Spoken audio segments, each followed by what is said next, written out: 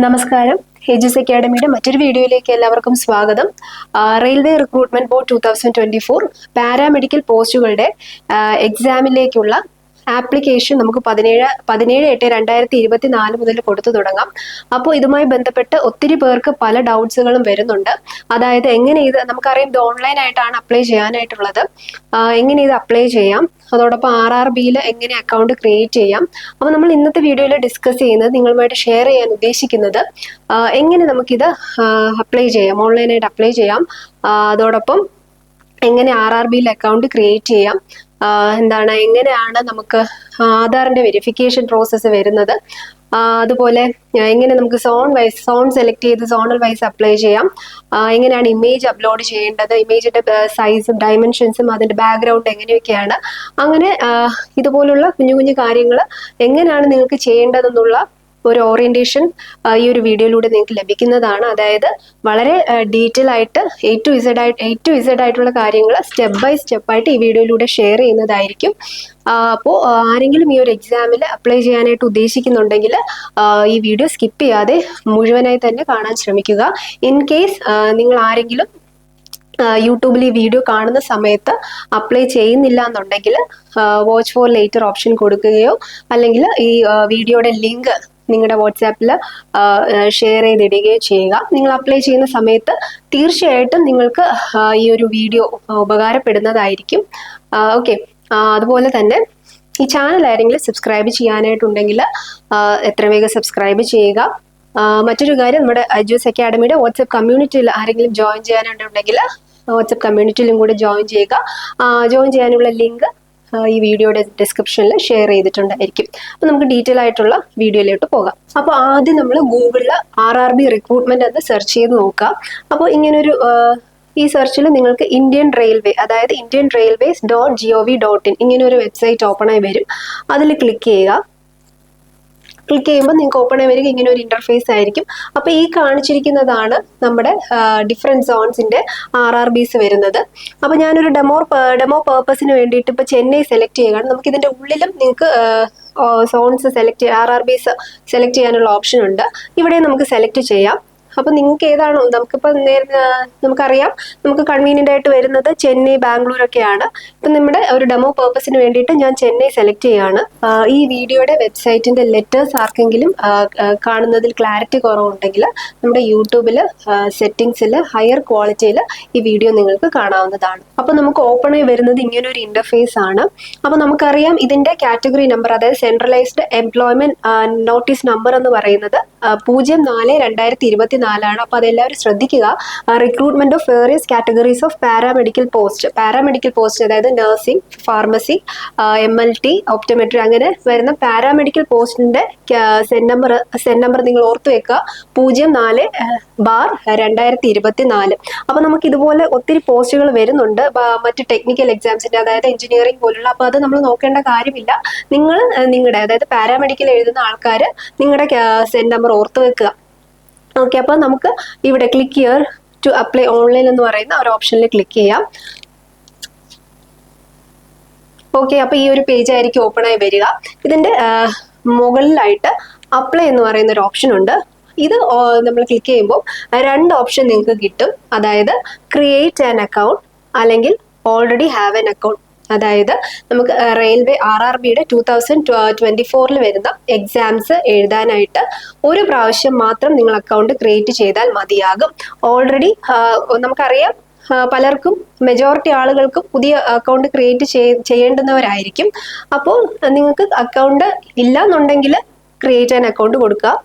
Account ഉള്ളവരാണെങ്കിൽ already have account എന്നുള്ളത്, അതായത് നമുക്ക് പിന്നീടുള്ള ആവശ്യങ്ങൾക്ക് നിങ്ങൾ നിങ്ങളുടെ പ്രൊഫൈൽ ഓപ്പൺ ആക്കുമ്പോൾ ഈ ഒരു ഓപ്ഷനിൽ ഓൾറെഡി ഹാവ് ആൻ അക്കൗണ്ട് എന്നായിരിക്കും. നമ്മൾ ഫ്രഷർ ആയിട്ട് തുടങ്ങുമ്പോൾ ക്രിയേറ്റ് ആൻ അക്കൗണ്ട് ആയിരിക്കുമല്ലോ നമ്മൾ തുടങ്ങേണ്ടത്. അപ്പോൾ നമ്മൾ ഇതിൽ ക്ലിക്ക് ചെയ്യുക. അപ്പൊ നമുക്ക് ക്രിയേറ്റ് ആൻ അക്കൗണ്ട് എന്ന് പറഞ്ഞ് ഇങ്ങനെ ഒരു പേജ് ആണ് ഓപ്പൺ ആയി വരിക. അപ്പോൾ ഫസ്റ്റ് ചോദിച്ചേക്കുന്നത് കൺട്രി ഓഫ് നാഷണാലിറ്റി, നിങ്ങളത് ക്ലിക്ക് ചെയ്യുക. ക്ലിക്ക് ചെയ്യുന്ന സമയത്ത് ഇന്ത്യ സെലക്ട് ചെയ്ത് കൊടുക്കുക. അപ്പൊ ഞാനിത് നിങ്ങൾക്ക് ജസ്റ്റ് ഡെമോ പേർപ്പസിന് വേണ്ടിയിട്ടാണ്, ടൈപ്പ് ചെയ്ത് കൊടുക്കുന്നില്ല. ഓക്കെ, അപ്പൊ എല്ലാവരും ശ്രദ്ധിക്കുക ആ കാര്യങ്ങൾ. നെക്സ്റ്റ് ചോദിച്ചിരിക്കുന്നത് പേഴ്സണൽ ഇൻഫർമേഷൻ ആണ്. അതിൽ ഫസ്റ്റ് നിങ്ങളുടെ ഫുൾ നെയിം, ഫുൾ നെയിം ആണ് ചോദിച്ചിരിക്കുന്നത്. അത് നിങ്ങളുടെ 10th എക്സാമിനേഷൻ സർട്ടിഫിക്കറ്റിൽ 10th സർട്ടിഫിക്കറ്റിൽ എങ്ങനെയാണോ കൊടുത്തിരിക്കുന്നത് അതാണ് ഇവിടെ ടൈപ്പ് ചെയ്യാനുള്ളത്. ഇതേപോലെ തന്നെ റീടൈപ്പ് ചെയ്യാനുള്ള ഒരു ഓപ്ഷനും ഈ ഒരു സൈഡിൽ കൊടുത്തിട്ടുണ്ട്. കാരണം നമുക്ക് ക്രിയേറ്റ് ആൻ അക്കൗണ്ട് ഒറ്റ പ്രാവശ്യമേ ചെയ്യാൻ പറ്റത്തുള്ളൂ. ഒരു പ്രാവശ്യം സബ്മിറ്റ് ചെയ്ത് കഴിഞ്ഞാൽ നമുക്കതിൽ മോഡിഫിക്കേഷൻസോ അല്ലെങ്കിൽ റീകറക്റ്റ് ചെയ്യാനുള്ള ഓപ്ഷൻ ഇല്ല. അപ്പോൾ ഇത് ചെയ്യുമ്പോൾ എല്ലാവരും ശ്രദ്ധിച്ച് തന്നെ ചെയ്യുക. തെറ്റ് വരാതിരിക്കുന്നതിന് വേണ്ടിയിട്ടാണ് റീടൈപ്പ് ചെയ്യാനുള്ള ഒരു ഓപ്ഷൻ കൂടെ ഇവിടെ കൊടുത്തിരിക്കുന്നത്. നെക്സ്റ്റ് നമുക്ക് വരുന്നത് എന്താണ്, date of birth. Date of ബർത്തും നിങ്ങളുടെ 10th സർട്ടിഫിക്കറ്റിൽ ഏതാണോ കൊടുത്തിരിക്കുന്നത് അത് തന്നെ കൊടുക്കുക. റൈറ്റ് സൈഡിലും അത് റീടൈപ്പ് ചെയ്യുക. ദെൻ സെലക്ട് ജെൻഡർ, മെയിൽ ആണോ ഫീമെയിൽ ആണോ എന്നുള്ളത് റൈറ്റ് സൈഡിലും റീസെലക്ട് ചെയ്യാനുള്ള ഓപ്ഷൻ ഉണ്ട്.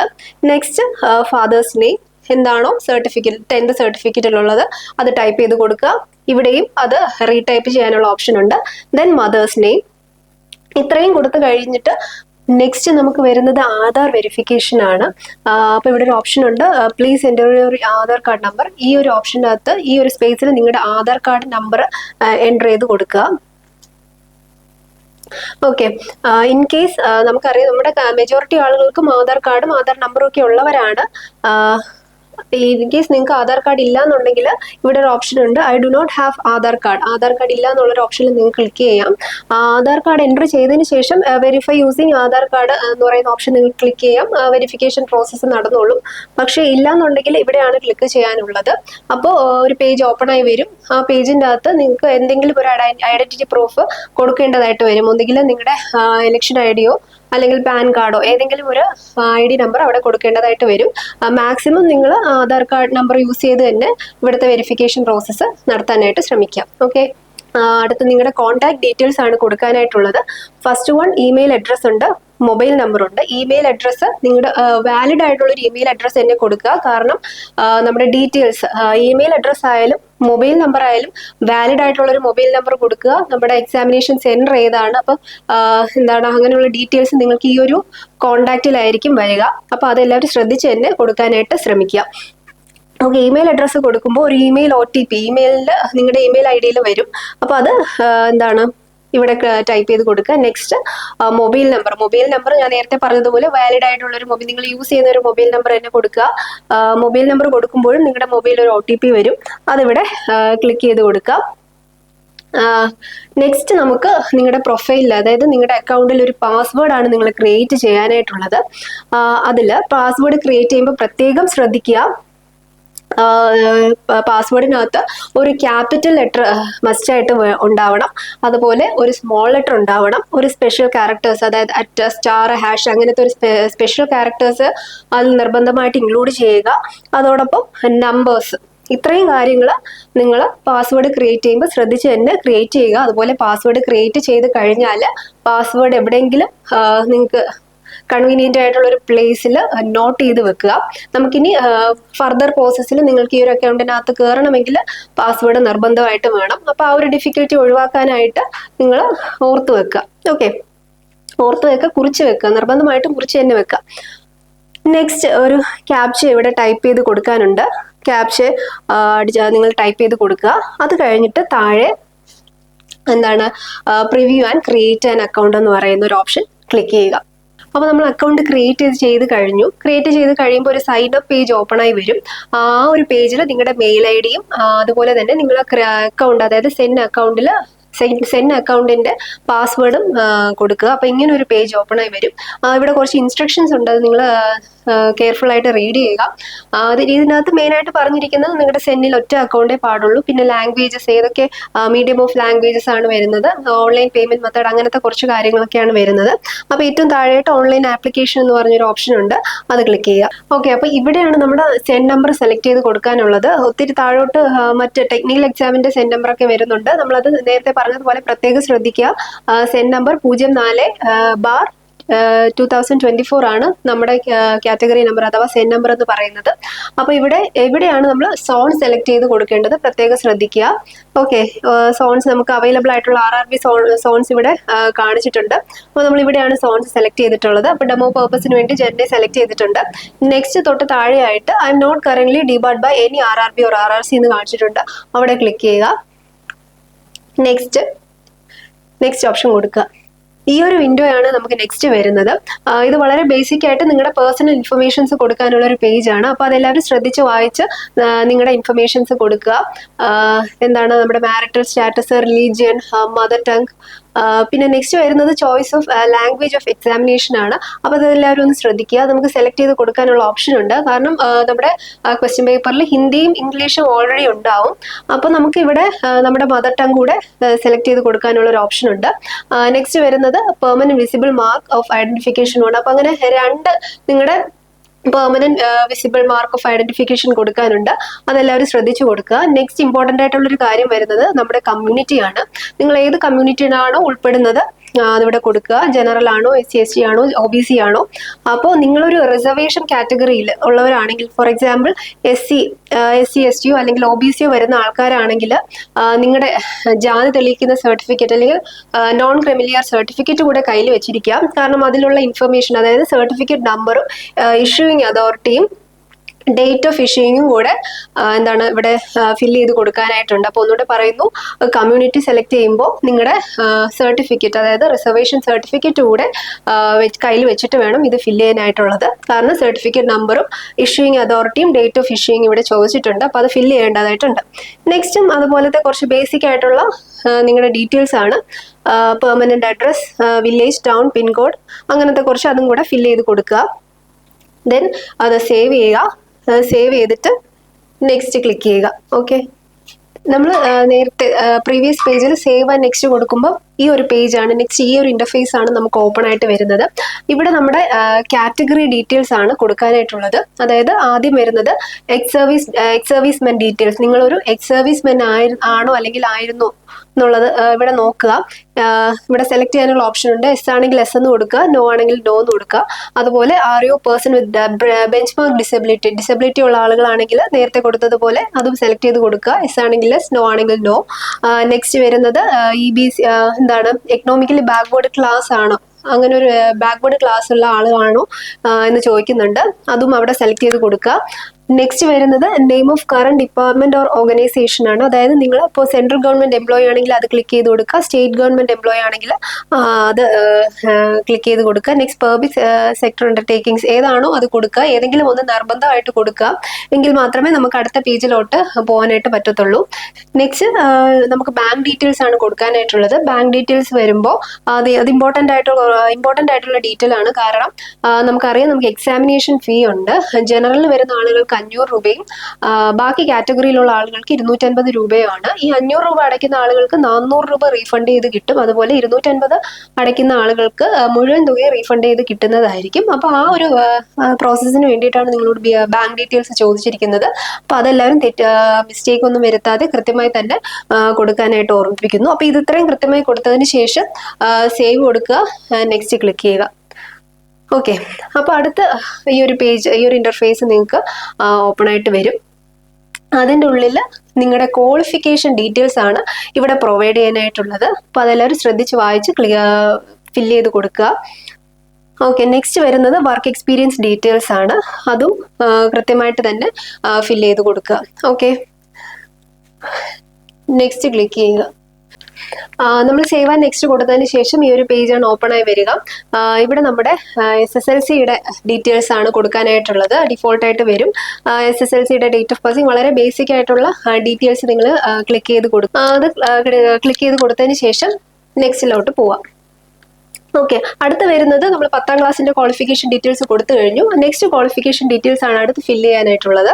ആ ക്വാളിഫിക്കേഷൻ താഴെ സെലക്ട് എന്ന് പറയുന്ന ഒരു ഓപ്ഷൻ ക്ലിക്ക് ചെയ്യുക. അവിടെ നിങ്ങളുടെ ഡിഫറെന്റ് പാരാമെഡിക്കൽ പോസ്റ്റിന്റെ ആ ഒരു ക്വാളിഫിക്കേഷൻ ഡീറ്റെയിൽസ് വരുന്നുണ്ട്. ഇവിടെ നമ്മുടെ BSc nursing, BSc in medical technology, medical laboratory technology, BSc optometry, pharmacy, അങ്ങനെ എല്ലാ കാറ്റഗറീസിലുള്ള എല്ലാ പാരാമെഡിക്കൽ കാറ്റഗറീസ് ഇവിടെ വരുന്നുണ്ട്. ഞാനൊരു ഡെമോ പേർപ്പസിന് വേണ്ടി തൽക്കാലം BSc നഴ്സിംഗ് ക്ലിക്ക് ചെയ്ത് കൊടുക്കുകയാണ്. ഞാനിവിടെ BSc നഴ്സിംഗ് സെലക്ട് ചെയ്ത് കൊടുത്തിട്ടുണ്ട്. അപ്പോൾ അത് BSc നഴ്സിംഗുമായിട്ട് ബന്ധപ്പെട്ട ഡീറ്റെയിൽസ് ആണ് ഇനി വരുന്നത്. ഇവിടെ ഡിസിപ്ലിൻ എന്ന് പറഞ്ഞൊരു ഓപ്ഷൻ വരുന്നുണ്ട്, അത് സെലക്ട് ചെയ്യുക. അവിടെ BSc നഴ്സിംഗ് എന്ന് പറയുന്നത് തന്നെയാണ് കൊടുക്കേണ്ടത്. മറ്റ് state, district, name of university, college or university, date of passing, ഇങ്ങനത്തെ ഡീറ്റെയിൽസ് ആണ് ഇവിടെ കൊടുക്കാനുള്ളത്. ഇത് കൊടുക്കുക. ഓക്കെ, അപ്പോൾ നമ്മൾ നമ്മുടെ ക്വാളിഫിക്കേഷൻ ഡീറ്റെയിൽസ് ആഡ് ചെയ്ത് കഴിഞ്ഞു. ഇനി നിങ്ങൾക്ക് താഴെ വർക്ക് എക്സ്പീരിയൻസ് ഉണ്ടെങ്കിൽ അതിന്റെ ഡീറ്റെയിൽസ് കൊടുക്കാനുള്ള ഓപ്ഷൻസ് ആണ് ഇവിടെ പ്രൊവൈഡ് ചെയ്യുന്നത്. ഇത് ഫിൽ ചെയ്തതിന് ശേഷം ഇവിടെ ആഡ് ഓപ്ഷൻ ക്ലിക്ക് ചെയ്യുക. ഓക്കെ, അപ്പോൾ നമ്മുടെ ക്വാളിഫിക്കേഷൻ ഡീറ്റെയിൽസ് നമ്മൾ കൊടുത്തു കഴിഞ്ഞു. നെക്സ്റ്റ് പേജിൻ്റെ അകത്ത് വരുന്നത് നമ്മുടെ ഇമേജും, അതായത് നമ്മുടെ ഫോട്ടോയും നമ്മുടെ സിഗ്നേച്ചറും കൊടുക്കാനുള്ളൊരു പേജാണ്. അപ്പോൾ ഫോട്ടോ കൊടുക്കുമ്പോൾ നിങ്ങൾ ശ്രദ്ധിക്കേണ്ട കുറച്ച് കാര്യങ്ങളുണ്ട്. നമ്മൾ സ്റ്റുഡിയോ പോയി തന്നെ കറക്റ്റ് ലൈറ്റിംഗ് അറേഞ്ച്മെന്റ്സിന്റെ ബേസിസിൽ തന്നെ എടുക്കുക. ഓക്കെ, അപ്പോൾ ഇതിൽ കുറച്ച് പാരാമീറ്റേഴ്സ് പറയുന്നുണ്ട്. നിങ്ങളുടെ ആ ഇമേജിന്റെ സൈസ് എന്ന് പറയുന്നത് 320 പിക്സൽ ബൈ 240 പിക്സൽ, ഈ ഒരു സൈസിൽ തന്നെയാണ് നിങ്ങൾ അപ്ലോഡ് ചെയ്യാനായിട്ടുള്ളത്. ഇത് നമ്മുടെ ഗൂഗിളിൻ്റെ അകത്ത് റീസൈസ് പിക്സൽ എന്ന് പറഞ്ഞൊരു സൈറ്റ് ഉണ്ട്. അതിൻ്റെ അകത്ത് കയറി നിങ്ങൾ കൊടുക്കുന്നത് ഏതൊരു സൈസിലുള്ള ഇമേജ് ആയിരുന്നാലും നമുക്ക് ഇതിനെ റീസൈസ് ചെയ്യാനുള്ള ഓപ്ഷൻ ഉണ്ട്. ഈ ഒരു 2 സൈസ് നിങ്ങൾ ടൈപ്പ് ചെയ്ത് കൊടുത്താൽ മതിയാകും. അതുപോലെ അതിൻ്റെ ഒരു ഇമേജ് സൈസ് എന്ന് പറയുന്നത് 30 KB to 70 KBക്ക് ഉള്ളിലായിരിക്കണം. ഇത് നിങ്ങൾക്ക് അവിടെ ഓപ്ഷനിൽ കൊടുക്കാനുള്ളൊരു പ്രൊവിഷൻ അവിടെ കൊടുത്തിട്ടുണ്ട്. അതായത് ഗൂഗിളിൽ കയറി റീസൈസ് പിക്സൽ എന്ന് പറയുന്ന ഒരു സൈറ്റിൽ കയറി നിങ്ങൾക്ക് ഈ ഒരു പാരാമീറ്റേഴ്സിന്റെ ഉള്ളിൽ വരുന്ന തരത്തിൽ നിങ്ങളുടെ ഫോട്ടോ അപ്ലോഡ് ചെയ്യാവുന്നതാണ്. അതുപോലെ തന്നെയാണ് നമ്മുടെ സിഗ്നേച്ചർ നിങ്ങളൊരു വൈറ്റ് പേപ്പർ എടുക്കുക, അതിൽ ബ്ലാക്ക് കളർ ഇങ്ക് കൊണ്ട് തന്നെ സിഗ്നേച്ചർ കൊടുത്തിട്ട് നമ്മൾ ഫോട്ടോ ചെയ്തതുപോലെ ഇവിടെ സൈസ് പറയുന്നുണ്ട് 60 പിക്സൽ ബൈ 140 പിക്സൽ, ഈ ഒരു സൈസിൽ ഇവിടെ അപ്ലോഡ് ചെയ്യാനായിട്ട് ശ്രമിക്കുക. ഇവിടെയും മാക്സിമം ഇമേജ് സൈസ് പറയുന്നുണ്ട് 30 KB to 70 KB. ഓക്കെ, അപ്പോൾ അത് രണ്ടും എല്ലാവരും ശ്രദ്ധിക്കുക. ഇൻ കേസ് ഓഫ് നിങ്ങൾ ഈ പറയുന്ന പാരാമീറ്റേഴ്സ് ഒന്നും ചെയ്തില്ല എന്നുണ്ടെങ്കിൽ നമ്മൾ സബ്മിറ്റ് ചെയ്തതിന് ശേഷം അത് റിജക്റ്റ് ചെയ്യാനുള്ള ചാൻസ് ഉണ്ട്. അപ്പോൾ ഈ ഒരു കാര്യങ്ങൾ, ഇതിന്റെ സൈസും ഇമേജിന്റെ സൈസും ഒക്കെ എല്ലാവരും ശ്രദ്ധിച്ച് തന്നെ അപ്ലോഡ് ചെയ്യുക. ഇത് ചെയ്ത് കഴിഞ്ഞതിന് ശേഷം നെക്സ്റ്റ് ഓപ്ഷൻ സേവ് ചെയ്ത് നെക്സ്റ്റ് ക്ലിക്ക് ചെയ്യുക. ഓക്കെ, അപ്പോൾ നമ്മൾ നമ്മുടെ ഫോട്ടോയും സിഗ്നേച്ചർ അപ്ലോഡ് ചെയ്ത് കഴിഞ്ഞു. അതിനുശേഷം വരുന്നത് പേയ്മെന്റ് ആണ്. പേയ്മെന്റ് ചെയ്തതിന് ശേഷം നമുക്ക് നമ്മുടെ ആപ്ലിക്കേഷൻ ഫോം ഡൗൺലോഡ് ചെയ്തെടുക്കാവുന്നതാണ്. അതിൽ നമുക്ക് നമ്മുടെ ആപ്ലിക്കേഷൻ നമ്പർ അവൈലബിൾ ആയിട്ട് കിട്ടും. ആ ഒരു ആപ്ലിക്കേഷൻ നമ്പർ നമ്മൾ സൂക്ഷിച്ച് വെക്കുക. ഇനി നമുക്ക് വരുന്ന ഫർദറിൽ വരുന്ന എല്ലാ ആവശ്യങ്ങൾക്കും നമുക്ക് ഈ ഒരു നമ്പർ ഉപയോഗിക്കാനായിട്ട് സാധിക്കും. ഓക്കെ, അപ്പം അപ്ലൈ ചെയ്യുന്ന ഡീറ്റെയിൽസ് എല്ലാവരും ശ്രദ്ധിക്കുക. വളരെ കൃത്യമായി തന്നെ ഓരോ കാര്യങ്ങളും നിങ്ങൾ ഫില്ല് ചെയ്ത് കൊടുക്കാനായിട്ട് ശ്രദ്ധിക്കുക. അപ്പോൾ നമ്മുടെ എഡ്യൂസ് അക്കാഡമിയിൽ റെയിൽവേയുടെ എല്ലാ ക്ലാസ്സുകളും വളരെ ഭംഗിയായി തന്നെ നടന്നു പോകുന്നുണ്ട്. പ്രൊഫഷണൽ എബിലിറ്റിയും അതോടൊപ്പം തന്നെ ജനറൽ നോളജും വളരെ പ്രഗത്ഭരായ അധ്യാപകരുടെ മേൽനോട്ടത്തിൽ ക്ലാസ്സുകൾ നടന്നു പോവുകയാണ്. അപ്പോൾ നമ്മുടെ ഡെമോ ക്ലാസ്സുകൾ നിങ്ങൾക്ക് യൂട്യൂബിൽ കയറി കാണാവുന്നതാണ്. അഡ്മിഷനായി ജോയിൻ ചെയ്യാവുന്ന. അതോടൊപ്പം ഈ ചാനൽ ആരെങ്കിലും സബ്സ്ക്രൈബ് ചെയ്യാനുണ്ടെങ്കിൽ സബ്സ്ക്രൈബ് ചെയ്യുക. കോമ്പറ്റേറ്റീവ് എക്സാംസുമായി റിലേറ്റ് ചെയ്ത എല്ലാ വീഡിയോസും മറ്റ് അപ്ഡേറ്റ്സും നിങ്ങൾക്ക് ഈ ഒരു ചാനൽ വഴി ലഭിക്കുന്നതാണ്. അതിൻ്റെ നോട്ടിഫിക്കേഷനായി താഴെ കാണുന്ന ബെൽ ഐക്കൺ കൂടെ ക്ലിക്ക് ചെയ്യാനായിട്ട് ഓർമ്മിപ്പിക്കുന്നു. അതോടൊപ്പം നമ്മുടെ വാട്സപ്പ് കമ്മ്യൂണിറ്റിയിൽ ആരെങ്കിലും ജോയിൻ ചെയ്യാനുണ്ടെങ്കിൽ താഴെ കാണുന്ന ലിങ്ക് യൂസ് ചെയ്ത്, നമ്മുടെ ഡിസ്ക്രിപ്ഷൻ ബോക്സിൽ ഷെയർ ചെയ്തിട്ടുള്ള ലിങ്ക് യൂസ് ചെയ്ത് നമ്മുടെ കമ്മ്യൂണിറ്റിയിലും കൂടെ ജോയിൻ ചെയ്യാനായിട്ട് ഓർമ്മിപ്പിക്കുന്നു. അപ്പോൾ thank you, all the best.